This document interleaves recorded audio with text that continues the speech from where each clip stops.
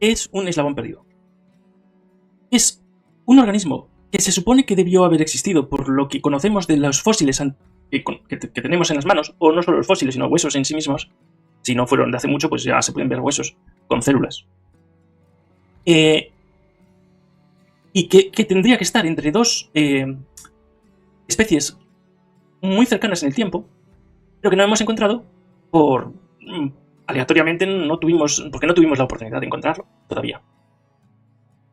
Entonces, pues a mí no me gusta mucho hablar de eslabones perdidos, porque es una hipótesis que efectivamente tiene que haber en organismos intermedios, pero es que no sabemos cuántos, o sea, ¿me entendéis? Puede haber una especie eslabón perdida y luego de esta especie otra especie de eslabón perdida entre las dos especies que conocemos. O sea, pueden haber dos eslabones perdidos entre dos especies que conocemos, que una es anterior a la otra. Pero es que dependiendo del intervalo de tiempo, pues a lo mejor hay cientos de eslabones perdidos. En realidad, desde la primera célula hasta lo que hay ahora, todo lo que no está en el registro fósil y que está catalogado, y todo lo que no está en forma de huesos o en forma de dientes que no son huesos, pues pueden haber, no sé, digamos miles de millones de eslabones perdidos. ¿Entendéis? Por eso, ¿cuál es el eslabón perdido? Pues dime, ¿de qué estás hablando? ¿Entre qué especies que tú conoces quieres... ¿Cuál es cómo acotas el intervalo que usas para preguntar dónde está ese eslabón perdido? Generalmente se habla de eslabón perdido en la humanidad entre un prehomínido y un homínido, pero eso también es un poco... ¿Qué es un prehomínido? O sea, cuando está en el árbol es un prehomínido y cuando ya tocó la tierra, digamos, que pudo empezar a saltar por el suelo kilómetros, sí, ya eso ya no es el eslabón perdido. El eslabón perdido viene antes, o sea, pues eso, que no se puede acotar. Si no se puede acotar, pues tampoco se puede hablar mucho de ello.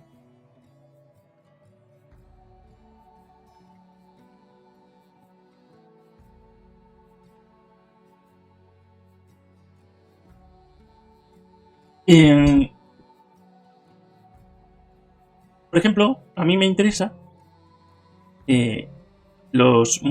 mucho, si hablamos de eslabones perdidos, organismos, especies, que sean parecidos a dinosaurios y sean muy parecidas a las aves. O sea, el rango, el intervalo temporal que hay entre lo que podemos decir que es un ave ya y lo que aún no podemos decir que es un ave, pues eso me interesa. Pero claro, evidentemente otra vez, la definición de lo que es ave, el intervalo ese, está categorizado por una definición humana, o sea, es una autodefinición, una definición nuestra, que clasificamos las aves como aves y los saurios como saurios, y claro, como se difumina la evolución, como hay una continuidad de caracteres, de diferencias y semejanzas entre uno y otro, pues entonces ¿dónde está ese límite? Es también... por eso yo no podría hablar de eslabones perdidos, no sabría a qué se refiere un texto cuando habla de un eslabón perdido. A ver, porque en el chat no me preguntan, pero tengo otros sistemas de comunicación.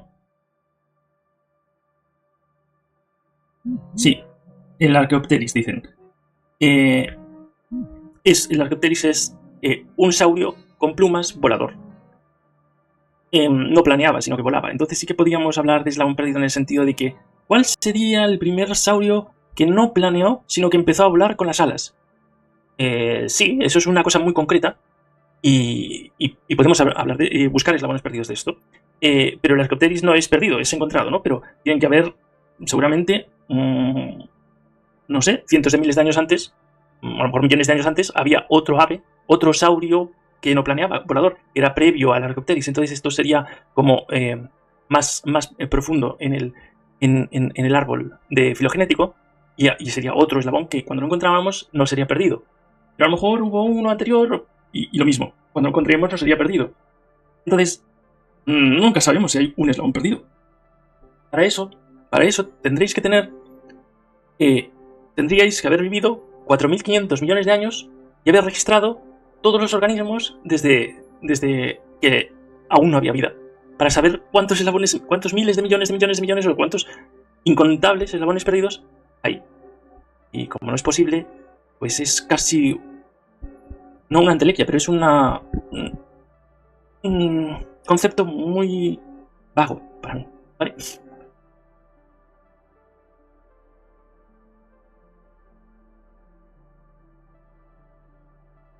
¿Desde dónde vienen los trilobites? Claro, cuando yo puse que ya había pensado yo que iba a pasar esto. Cuando yo respondo sobre evolución en castellano, bueno, no me refería a que yo conozco la filogenia de todos los organismos vivos de la Tierra y mucho menos de los invertebrados, digamos. Entonces, no sé de dónde vienen los trilobites, vendrán de un organismo invertebrado sin...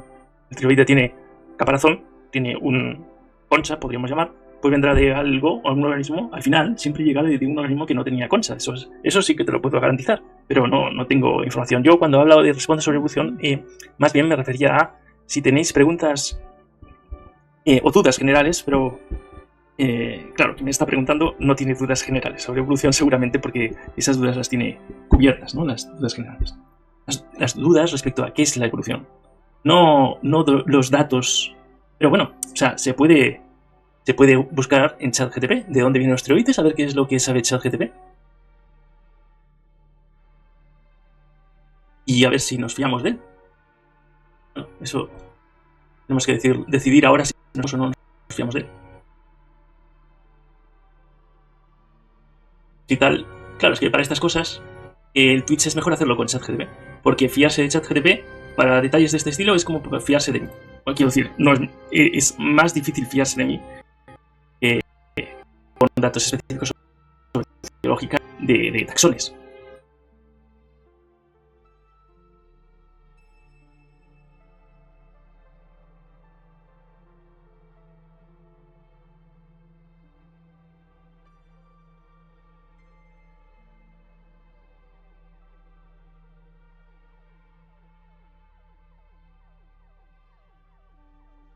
Los trilobites son artrópodos extintos que vivieron en los océanos desde el periodo cámbrico. Sí, ya me están diciendo que no quiero saber eso. Y claro, es lo que hace. Se consideran los primeros grupos de artrópodos. Han encontrado.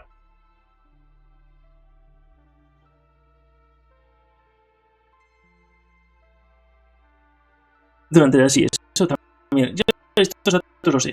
La explosión cámbrica, sí.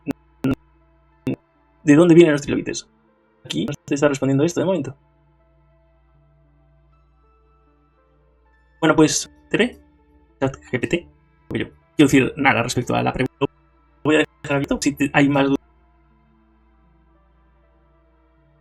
Especie específicamente.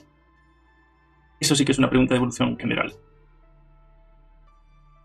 No me gusta decir esto, no me gusta responder así, pero es que depende. Ahora hay metodologías genéticas para averiguar similitudes entre distintas especies y entre especies similares o entre individuos de la misma especie, ¿vale? Y según el porcentaje de similitud genética se puede evaluar y se puede simular, aunque sean, por ejemplo, contenido genético de organismos prehistóricos, o sea, extintos, o bueno, extintos y no prehistóricos, pues se puede evaluar si podrían haber sido especies distintas o subespecies, etcétera, ¿no? Pero esto es, al fin y al cabo, es un método casi medio hipotético porque lo ponemos nosotros, el baremo de hasta aquí lo llamaríamos especie por lo que sabemos cuando lo contrastamos con especies que ya sabemos que son especies distintas o no.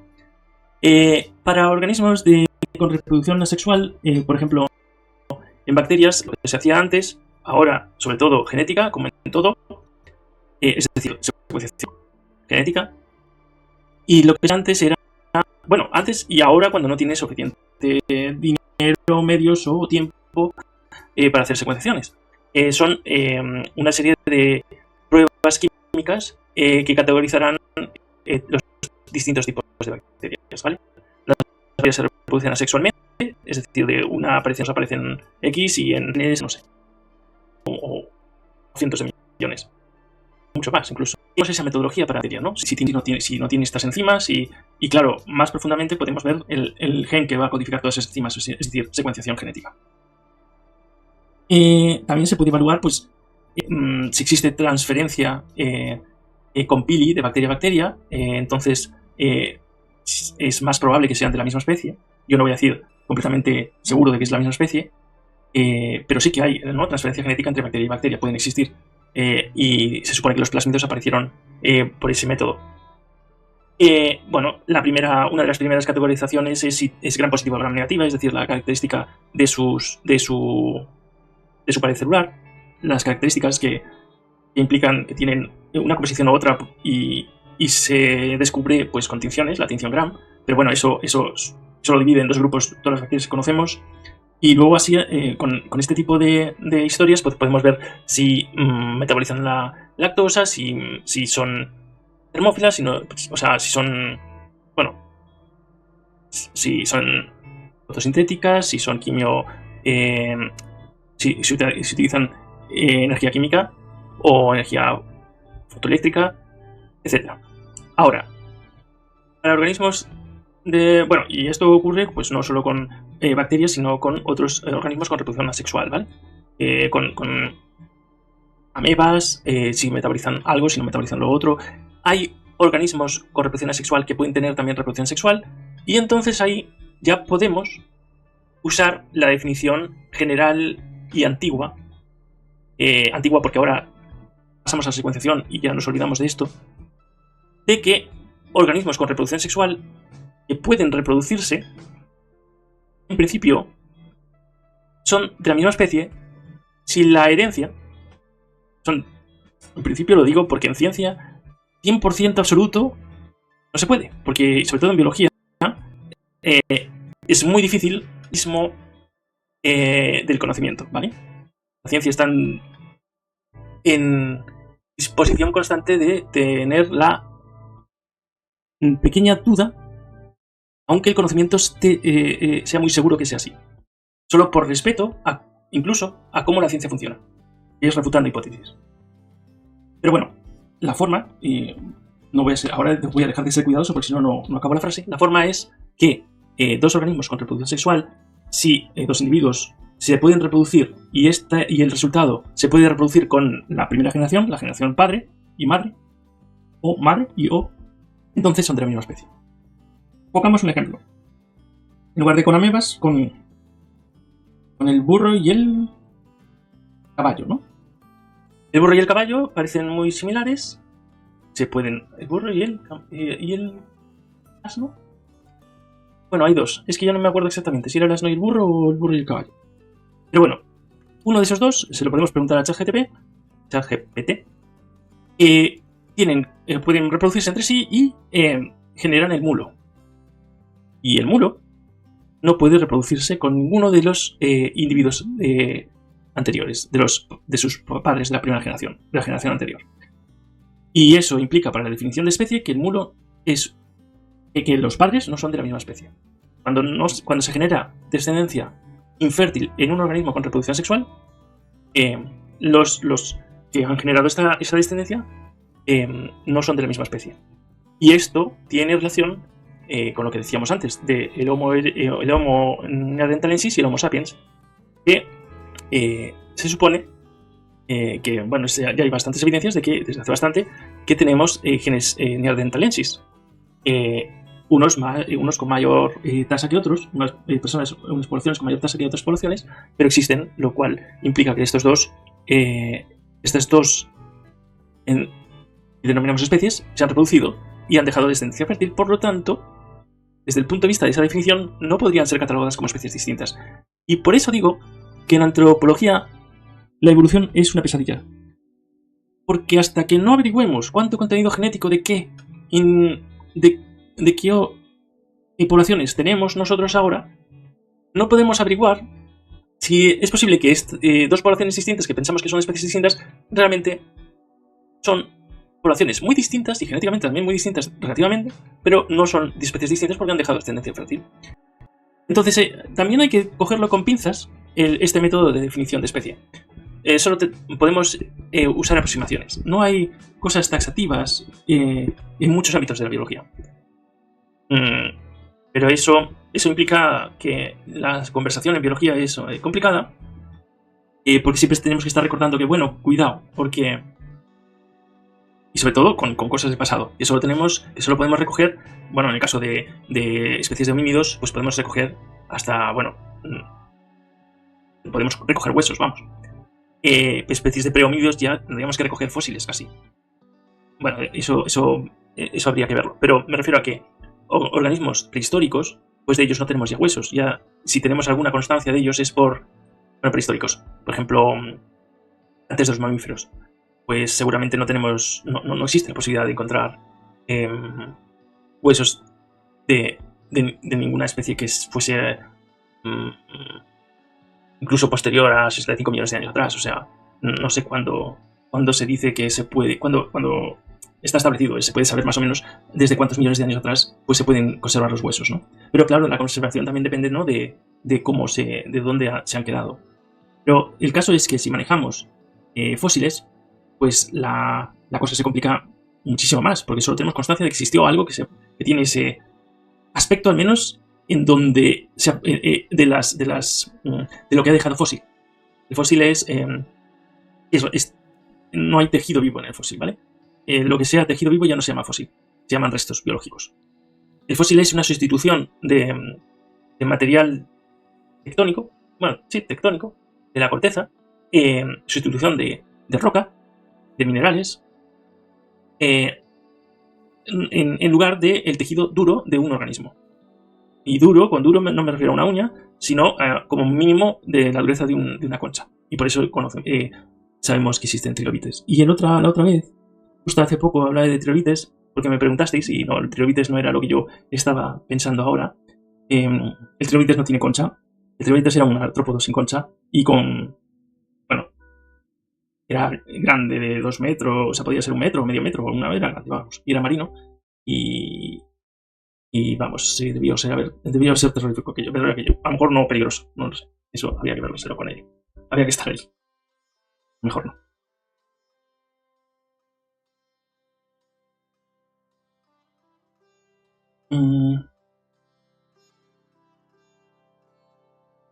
¿Cuál es la adaptación favorita? Bueno, ¿cuál es la adaptación de entre todas las adaptaciones de las especies que más te impresiona? Más favorita para ti. Pues a mí me gusta mucho los ejemplos de aquellos ejemplos de adaptaciones que hacen ver a cualquiera que oiga sobre esa adaptación que no puede existir de ninguna de las maneras nada predeterminado en evolución biológica. Es un caos absoluto y que aparentemente parece absurdo, cuyo resultado se rige solo por el hecho de que la forma a la que se ha llegado por esa casualidad de mutaciones y de cruces, pero bueno, mutaciones al fin y al cabo, es por la selección natural, por el hecho de que funciona, de que ha seguido vivo y ha seguido dejando descendencia frente a los intemperios del entorno que le ha tocado. Y bueno, por entorno digo también otras especies y competidores. Entonces, no me enrollo más, la adaptación favorita mía es la de la ballena. Nos está diciendo que de un modo u otro le vino bien a un organismo ir saliendo del agua. De un modo u otro le vino bien al organismo quedarse mucho tiempo fuera del agua. Que por casualidad se generaron sistemas por mutaciones seriadas continuadas una detrás de otra. Sistemas para mantener agua en el organismo, para ir respirando independientemente del agua del entorno y tener su propia agua en el organismo, y que luego eso se evoluciona a un pulmón, y que una vez ya estaba libre de la dependencia del mar y de los ríos, en el sentido de que no tenía que respirar en el río ni en el mar, pues va y le viene bien meterse en el agua y empezar a generarse ahí una filogenia de organismos mamíferos con pulmones que respiran, que tienen que respirar fuera del agua, pero que están viviendo en el agua. O sea, eso, la evolución de la ballena. Yo diría que es lo más tangible que tenemos como ejemplo del sinsentido evolutivo. De sinsentido para hablarle a alguien que crea que tiene algún sentido y dirección. Pero bueno, tiene todo el sentido del mundo desde el punto de vista de que de si conoces cómo funciona la evolución biológica y sus bases, ¿vale? Pues esa sería mi adaptación favorita. Aunque luego también hay otra cosa que, bueno, ya no sería una adaptación concreta. Bueno, sí, podríamos hablar de una adaptación concreta, ¿no? Que sería la de, pues por ejemplo, las alas de un pingüino o las alas de un murciélago. Vayamos a por el pingüino, por ejemplo. El ala tenía un resultado, es que con ellas pues el organismo podía salir, escapar del suelo y buscar otros nichos arbóreos, o sea, volar. Pues en un pingüino, ahora, es más parecida a una aleta de un pez y que es muy óptima para nadar y para bucear y no es en absoluto, no ofrece la posibilidad de volar al pingüino.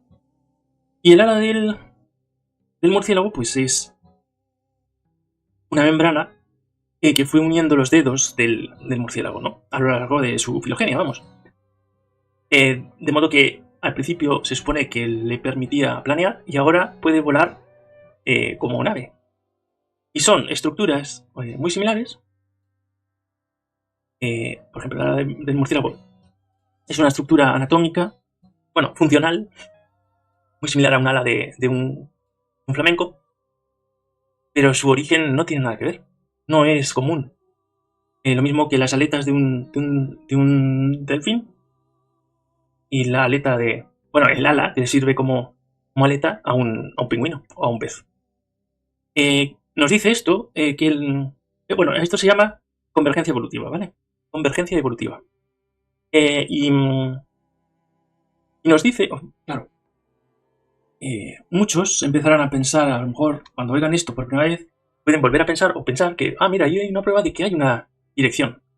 Y no es una dirección, simplemente en el momento en el que una cosa provoca que un organismo pueda ser más eficaz en el sentido de dejar descendencia fértil, o en el sentido de que los genes que producen ese órgano siguen en la siguiente generación con más eficacia, en ese momento esos genes se fijan. En ese momento la estructura se fija. Quiero decir, en ese momento la estructura es tan óptima que continúa a lo largo de la filogenia. Y bueno, no sé si hablándolo solo se puede entender fácil. Tengo algunos vídeos en YouTube que hablo de esto. Mi canal es Aprende con Dr. Sí, y Thor es el dios Thor. Y ahí tengo varios vídeos de evolución y hay alguno con diapositivas que hablo de esto precisamente. Pero bueno, deciros que yo los llamo, bueno, no sé si los llamo yo o se llaman ya pozos de probabilidad. Pozos de probabilidad, yo no sé si se llaman o los llamo yo. Son circunstancias que si se empiezan a dar pues por mutación, libre mutación, caótica, por errores en la replicación, en la replicación de los genes que haya en esas células que se reproduzcan, que sean las reproductivas, si estamos hablando de organismos con reproducción sexual, o que sean o en el caso de la bacteria, en la bacteria.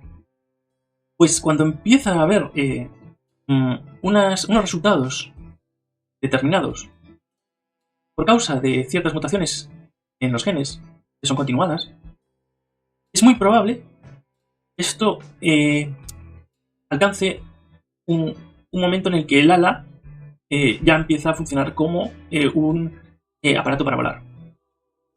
¿Y cómo? Pues, ¿desde dónde? Desde un ala que no es desde una estructura que solo deja planear, ¿no? Solo permite planear.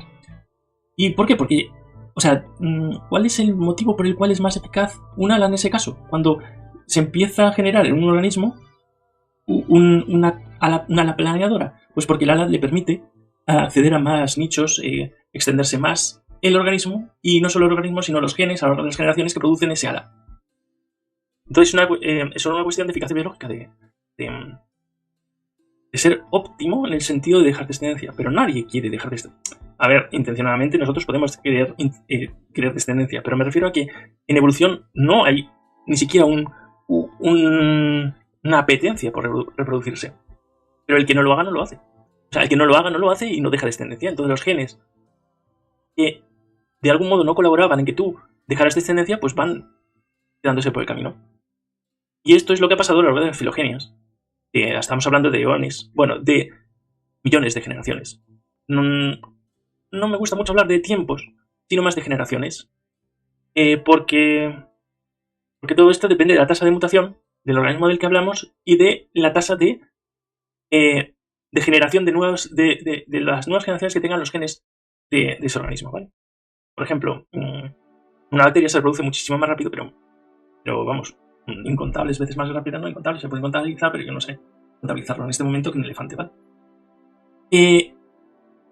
Esto me lleva también a hablar, porque claro, siempre empieza siendo fácil, empieza siendo bastante sencillo, pero se complica cuando empiezas a tener dudas. Y no está mal, está bien. Y tener dudas, ¿a qué me refiero? Tener dudas me refiero a que alguno se preguntará qué ocurre entonces con la evolución de las hormigas, en las que solo un individuo se está reproduciendo y ninguno de los demás.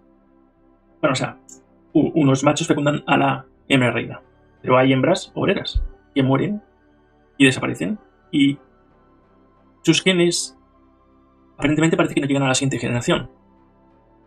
Entonces la pregunta sería, ¿esos genes están proporcionando a la abeja un sistema comportamental de no reproducirse? Como no llegan a la siguiente generación, pues en principio no debería existir la hormiga como animal social. Y sí que existe por la razón de que la hormiga, bueno, las abejas, vamos a poner por caso las abejas, porque la hormiga ya no me acuerdo si es un poco más complejo y depende del tipo de hormiga. En las abejas, la abeja obrera deja genes suyos, y muchos, en la siguiente generación por su sistema cromosómico.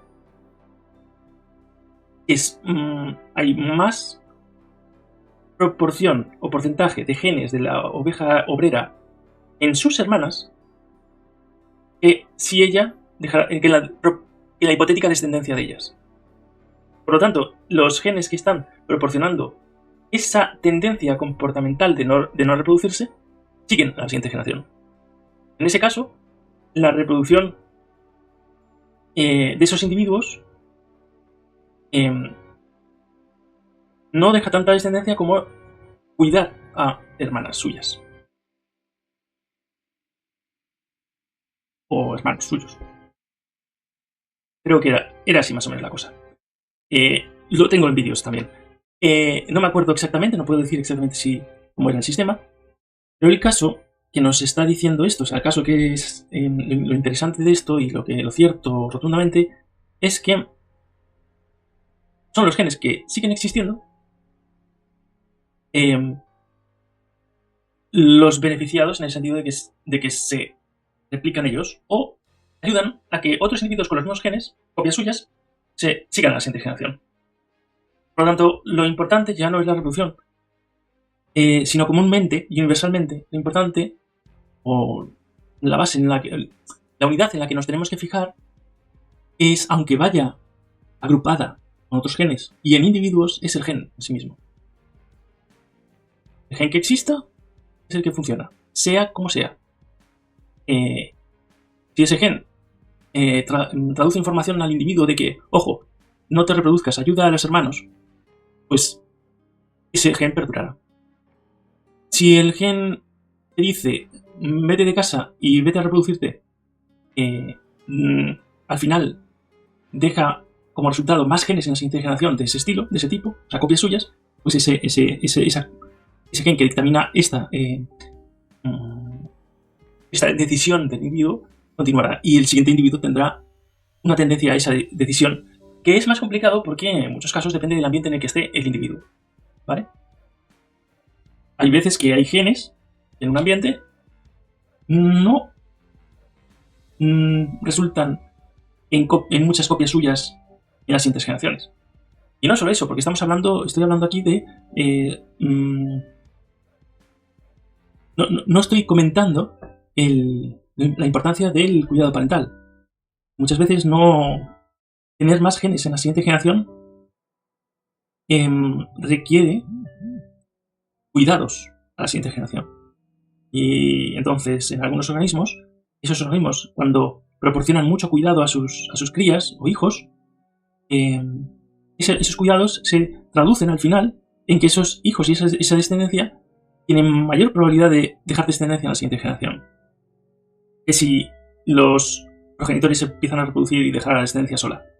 Y de ahí viene el resultado de que el cuidado parental es exitoso en muchos organismos.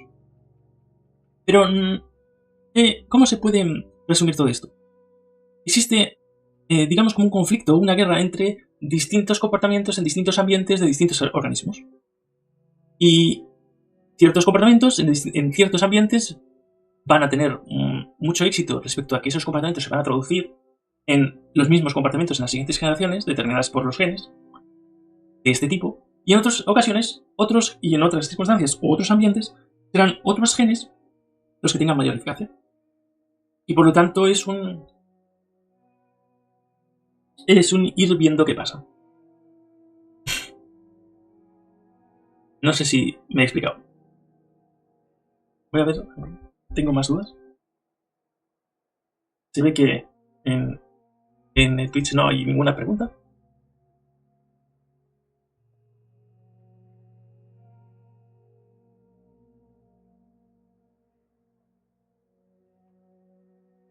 Me pregunta sobre el carbon dating, para poder evaluar la edad de los fósiles de dinosaurio, por ejemplo. Y que cómo se hace eso, ¿no?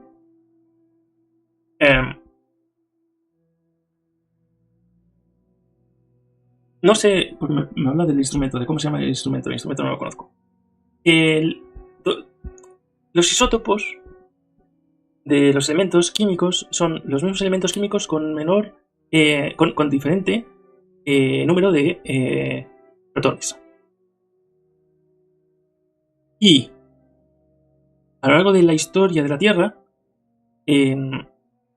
hay diferente proporción de isótopos radiactivos del carbono y de otros elementos también, pero a nosotros nos interesa el carbono en el sentido en cuanto a organismos vivos. Y en cuanto a fósiles no estoy seguro si será el carbono. Sí, será el carbono, claro, el carbono también. Que no haya tejidos no quiere decir que no haya carbono. Entonces, evaluando qué porcentaje de isótopo radiactivo de carbono 14 creo que es, porque el carbono es 12, pero el isótopo que nos interesa es el carbono 14. Evaluando cuánto isótopo radiactivo 14 hay, podemos saber en qué época de la Tierra estamos, ¿vale? Cogemos un fósil, medimos cuánto porcentaje de carbono 12 hay y cuánto de carbono 14 hay. Sabiendo la relación entre ambos, podemos saber si estamos a 60 millones de años o a 130 o hace 2 millones de años. Porque porque el porcentaje de carbono 14 en la atmósfera, bueno, en la Tierra, en la biosfera, ha ido aumentando con el tiempo, claro. Porque es una cuestión de que se va produciendo matemáticamente, bueno, como si fuera un reloj cuántico, se va produciendo carbono 14 regularmente. Y se puede evaluar pues cuál es la vida media del carbono 12 para convertirse en 14. Creo que es así, ¿eh? 12-14. Bueno, a mí creo que no me podéis preguntar detalles específicos, si no voy a ChatGPT.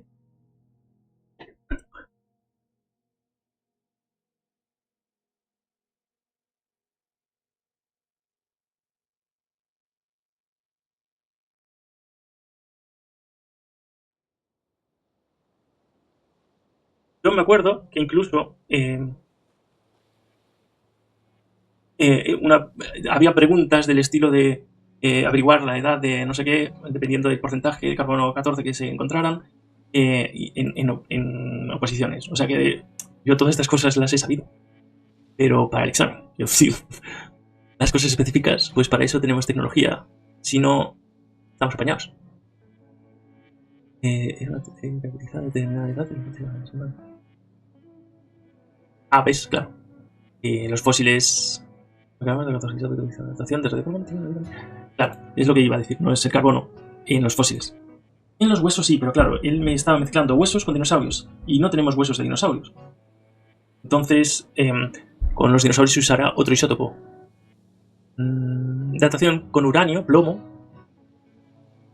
Claro, esto ya es otra cosa, es uranio 238 o uranio 235. Pero va así la historia. Con lo de carbono, ¿qué se podrá hacer? Pues con mamíferos, con aves. O sea, desde la aparición de aves se podrán encontrar. ¿Se podrán encontrar huesos de.? Bueno, a lo mejor de algunas aves ya ni siquiera se podrán encontrar huesos. Quiero decir, desde que existían las aves. Eso tampoco lo sé. También podemos preguntar.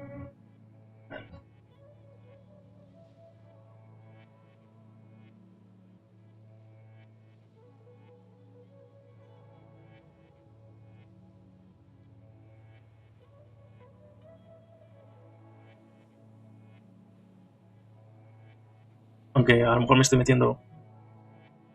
Buah, me respondió más rápido, ¿no?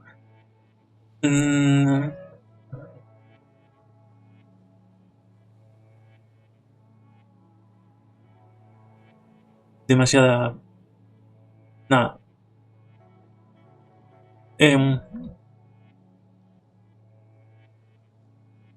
¿Cuánto puede conservarse un hueso?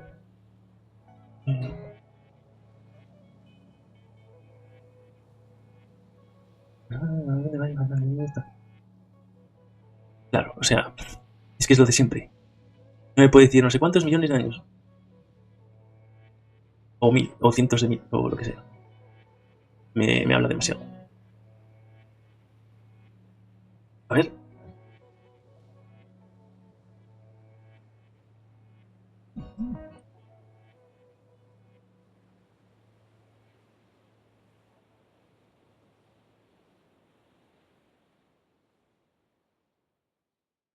Millones de años, sí, bueno, pero es que eso también lo sé yo. Es que ChatGPT me responde con lo que yo sé. Que es casi nada. Respecto a las preguntas que le planteo. Muy típico. Durante decenas de miles a millones de años. Sí, pero millones de años es. ¿Qué? 20 son también millones de años. 300 también son millones de años. Y a 300 no llega. 60 tampoco. 20 millones de años. Un hueso con 20 millones de años se puede mantener. No sé. No sé ni siquiera si un hueso de hace 6 millones de años ya existe. Ni siquiera en condiciones, yo que sé, por muchas condiciones que tú les pongas de conservación. Pero pongamos. No puedo responder a esa pregunta. Y bueno, quiero decir, la puedo buscar y tal, pero no me voy a poner ahora a buscar detalles concretos por internet, ¿no? Y si no, os aburrís ahí.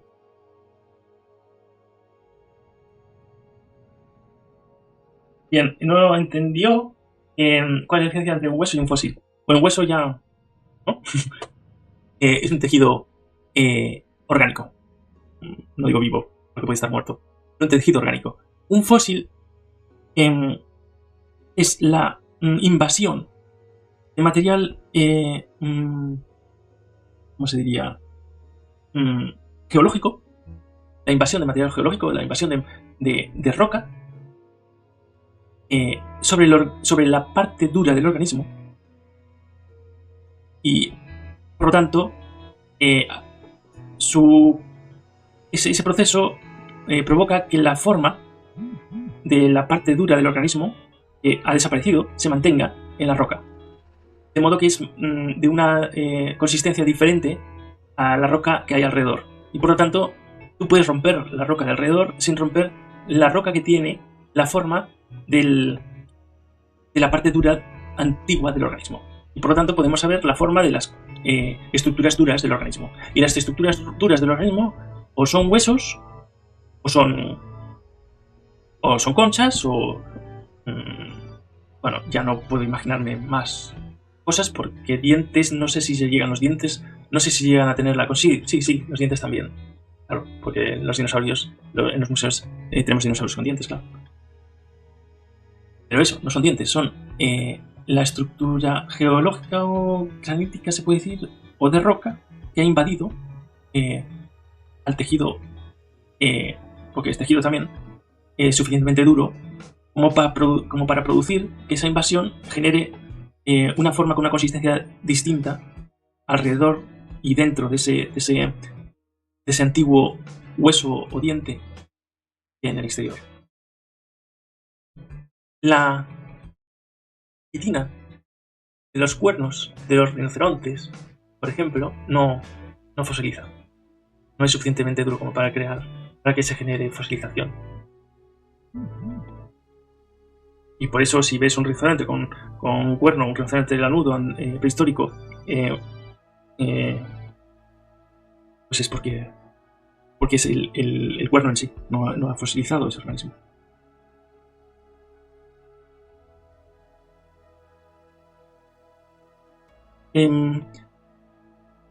Bueno, esto no lo entendí. Preserva el material, biología. Y tal, escríbeme en inglés.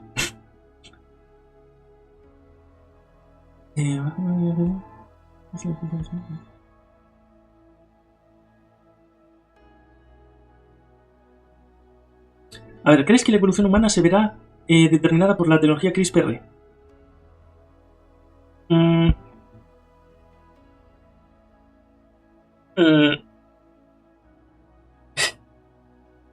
CRISPR es tecnología humana, ¿vale? Y entonces, primero tenemos que pensar en que vamos a usar CRISPR con humanos. Con humanos, creo que de lo que es que alguien en algún país de Asia ha anunciado hace un tiempo que ya usó tecnología genética, no CRISPR, creo que no era CRISPR, para evitar una enfermedad hereditaria en un feto. Bueno, es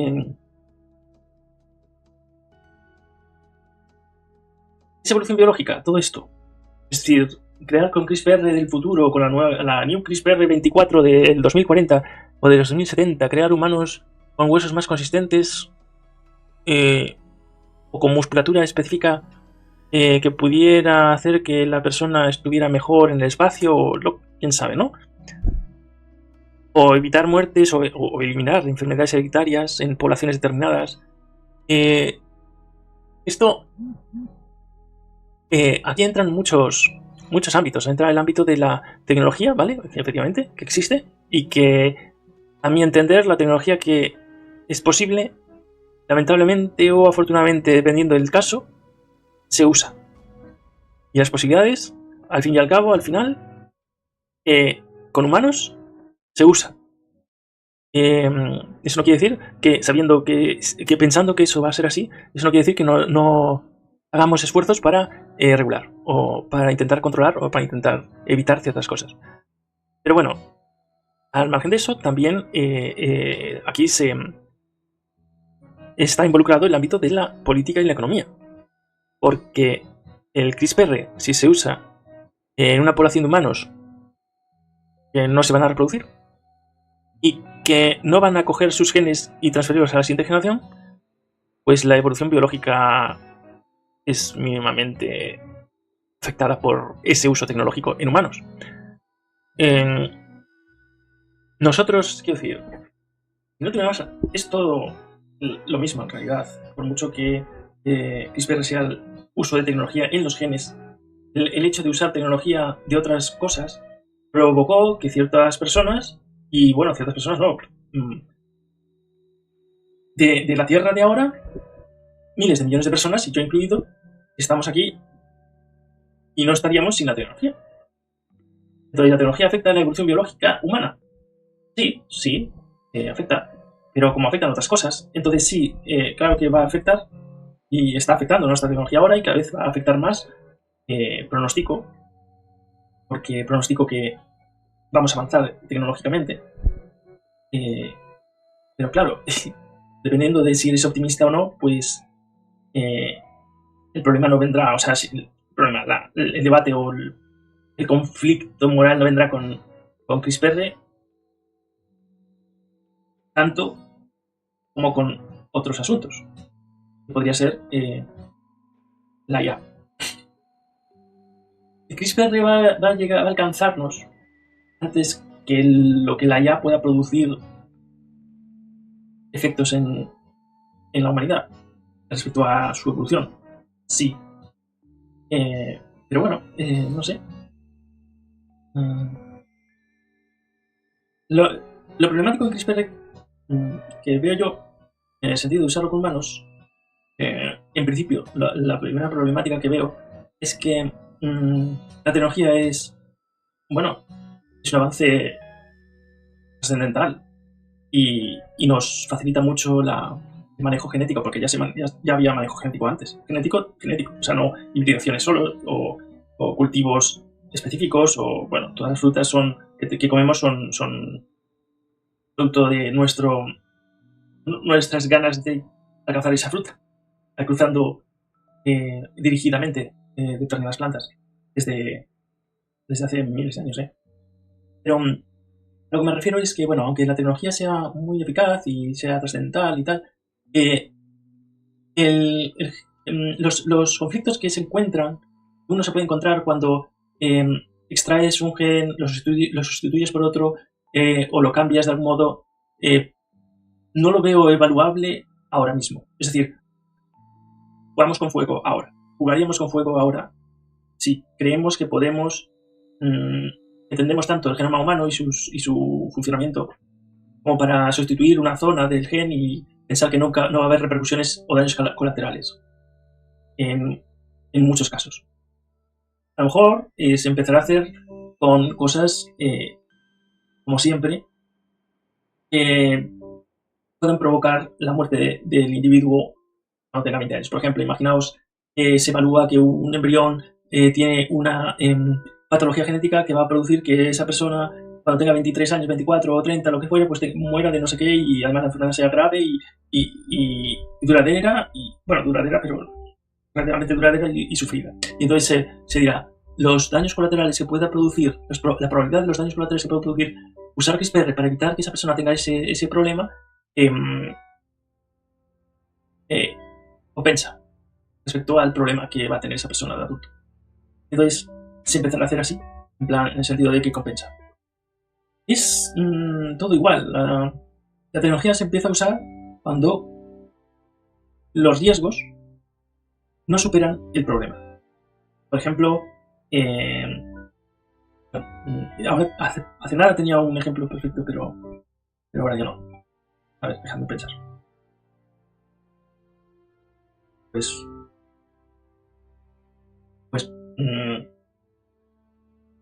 bueno, para empezar, lo primero que se intentará, seguramente, una de las primeras cosas que se intentarán, o que se intentan hasta ahora, por lo menos en tecnología, es aplicarlo cuando es algo militar, claro. Pero en cuanto a sanidad, pues se aplica primero en casos de enfermedad o de patologías, etc. Entonces sí va a haber efectos de la CRISPR en humanos, según a mi entender, porque pienso que va a haber algún lugar en el que no va a haber posibilidad de limitar y evitar el uso de esto en humanos, aunque hayan intenciones de evitarlo. Y bueno, es como una realidad en la que tenemos que vivir. La tecnología tiene la otra cara, y esa otra cara no tiene que ser dramático, pero tampoco se puede ocultarla o mirar para otro lado, o incluso decir que bueno, pero compensa a la larga, o la humanidad hace las cosas. La humanidad, no digo la humanidad en general, digo, siempre hay alguna corporación, algún país, algún laboratorio, etcétera, que al final llega a hacer los tabúes tecnológicos, ¿no? ¿Y por qué son tabúes tecnológicos? En principio, muchos lo son porque empiezan siéndolo porque son límites desconocidos o consecuencias desconocidas. Y sí, peligrosas. Pero me refiero a que si tenemos la posibilidad de conseguir... en el pasado se sucedió, ¿no? Que los creadores de la bomba atómica bueno, o algunos creadores de la bomba atómica tenían en mente la idea de que era posible que una detonación nuclear pudiera combustionar, si se dice así, la atmósfera entera de un planeta, ¿no? De la Tierra. Y bueno, yo ahora no le veo la lógica, pero digamos que tengo ventaja, ¿no? Para no ver la lógica ahora esto, pero me refiero a que quienes aún tenían una posibilidad de duda de que la bomba nuclear pudiera combustionar la atmósfera de la Tierra, usaron una bomba atómica. Y, o sea, la usaron, quiero decir, hicieron la prueba por primera vez. Y en ese momento, cuando hicieron la prueba por primera vez, en realidad no estaba todo el mundo seguro de que no era posible esa situación de apocalipsis absoluta. Y ya digo que eso es lo que tengo entendido, ¿eh? Hablo sobre lo que tengo entendido, lo que tengo leído. Entonces me refiero a que incluso ante esas cosas se va allá, ¿no? Y no lo excuso. O sea, no uso nunca eso como excusa. Como, no uso el hecho de que creo que al final se hace en algún lado como motivo para no negarme o tener reticencias o críticas respecto a la posibilidad de uso, ¿no? O a la posibilidad de alcanzar ese hito tecnológico o esa aplicación tecnológica. Y bueno, en principio es que yo no tengo tanto miedo bueno, personalmente, es una cosa personal, no tengo tanto miedo a la CRISPR como a la IA. Más que nada porque estoy bastante seguro de que hay menos control posible con la IA que con lo que se puede hacer con la CRISPR. Y yo qué sé, con la CRISPR, cosas que me puedo imaginar que pueden ocurrir. Pues que se genere una serie de individuos puedan llegar en un futuro lejano a una especie de eternidad con modificaciones genéticas. Porque al fin y al cabo hay varias ideas para llegar a una especie de eternidad, ¿no? Humana. Una de ellas es la renovación constante de tejidos, ¿no? De tejidos de todo el cuerpo. O sea, ir renovándose todas las células que tienes de todo el cuerpo, excepto, claro, las neuronales, porque si no... y otra sería usando CRISPR y una combinación de contaminación con virus, es decir, ir implantando en las células los mecanismos genéticos necesarios para ir rehabilitando el genoma de cada una de tus células. Rehabilitándolo, quiero decir, cuando se va dañando, por ejemplo, por procesos de oxidación o por los problemas con la telomerasa, pues ir reconstituyendo tu genoma. Que claro, habría que tener cuidado con la epigenética. Pero bueno, se podrá conseguir. Bueno, no podemos decir que no se pueda conseguir eso. Entonces, podemos conseguir castas humanas eternas. Es un peligro, sí, como lo es tener humanos no eternos, pero también ahí arriba. O no, vale, es más grave, puede ser. Pero si con la IA no sabemos nada. Lo único que sabemos es que quienes están detrás de la IA, la gran mayoría, dicen que falta mucho, ¿no? Falta mucho, falta mucho. Dices, bueno, o sea, quiero decir que falta mucho, me refiero a que dicen que no, para que haya una consciencia, para que sea peligrosa, por su propia consciencia, no peligrosa porque la usemos mal, sino peligrosa por su propia consciencia, pues eso falta mucho, falta mucho.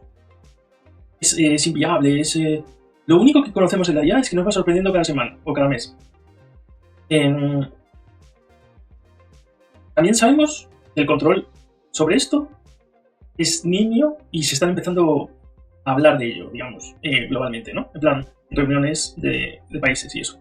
Y sin directrices comunes, o sea, sin directrices muy concretas, porque tampoco se sabe mucho nada, a dónde va, ni nada. Y luego el rollo es que decir falta mucho, a ti te hace pensar una cosa, es decir, los que están detrás, cuando dicen falta mucho, es que ven que vale, falta, pero que está ahí, ¿sabes? O sea, que no están negando que vaya a pasar. Y no es por la ciencia ficción, pero es que es lógico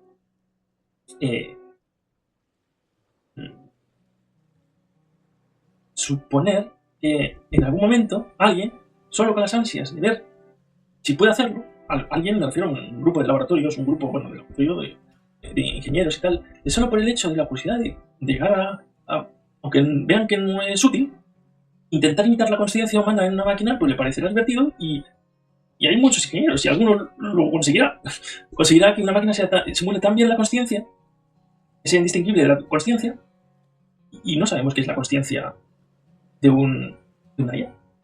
No nos podemos imaginar los problemas, ni las virtudes. Es decir, la conciencia en una IA puede ser benévola para nosotros, puede ser maligna para nosotros también. Puede, cuando aparezca esa conciencia o esa simulación de la conciencia, puede ser una cosa, un cerebro loco, de repente se vuelva loco, que diga, ¿qué es eso? ¿Y la locura es positiva para la convivencia humana en la Tierra? Pues puede que no. Entonces, vale, la CRISPR puede que esté más cerca, todos los problemas relativos a ella, podamos imaginarnos a lo mejor, pero el salto a la IA para mí es como cualquiera. Lo que temes es lo que más crees que vas a desconocer. O sea, lo que menos previsible es lo que más temes. ¿Y por qué no temo la CRISPR? Porque simplemente es un avance más genético. Es una facilitación de manejo genético. Lo primero que vamos a encontrarnos si empezamos a aplicarlo sin control serán pues horrorosos organismos que mueran pronto o que tengan enfermedades o que tengan cáncer. Esa es la posibilidad número uno mala para el organismo, ¿no? Con la oveja Dolly vivió poco. Tenía problemas problemas de bueno, creo que relacionados con las mitocondrias, no sé seguro, pero bueno, tenía problemas y no vivió lo que viven otras ovejas en sus circunstancias, ¿vale? Y se va haciendo así. Claro, ya se usan con monos la CRISPR y se supone que dicen que usaron o CRISPR o algo parecido con humanos, con un embrión. Pero bueno, eso no puedo probarlo, no lo sé. Pero el salto está en la IA. Creo que el salto va a estar... Bueno, a lo mejor no lo vemos, ¿eh? A lo mejor desde... Es decir, no viviremos ninguno de los que estamos hablando o escuchando esto. Lo viviremos. Pero a lo mejor sí. O a lo mejor lo que yo digo, la simulación de la conciencia, porque bueno, yo no voy a hablar ahí de... Ahora no voy a hablar de lo que es la conciencia o la simulación de la conciencia, pero aunque no sea conciencia, aunque no te creas que llegue a una conciencia, porque eso ya dependerá casi de la opinión de la persona y darle el beneplácito a la máquina de decirle, vale, para mí eres consciente. Pero una simulación muy veraz de una conciencia humana en una IA es un enigma. Y es el enigma típico de la ciencia ficción no sé cuál sería el primer cuento sobre una máquina consciente, pero hace muchísimo, ¿eh? O sea, no es que yo no estaba hablando de los años 60 o de los años 20, o sea, a lo mejor en el siglo XIX hablaban de... Bueno, y hasta creo que los antiguos griegos, ¿no? De Aristóteles o no sé, podían estar hablando, ¿no? Creo, de cosas inanimadas con alma, como le llamaban, ¿no? O con potencialidad de consciencia. O sea que es un enigma muy antiguo. Es lo lógico, es el temor típico, ¿no? De conciencias no humanas, ¿no? Es el tema típico de los problemas de ciencia ficción de las películas. Y tanto de civilizaciones extraterrestres como ellas. Y yo, por lo que veo, tenemos más... Bueno, no puedo evaluar la probabilidad, pero no puedo evaluar la probabilidad. Simplemente encontrarse con mensajes de civilizaciones extraterrestres es una cuestión de si coetáneamente y más o menos próximos existen esas civilizaciones enviando mensajes. Es una cuestión de que no sabemos, no podemos sacar datos de nada de eso. Pero respecto a la IA sí que sabemos que estamos progresando ahí. Entonces lo veo más tangible, más a un corto plazo, la verdad.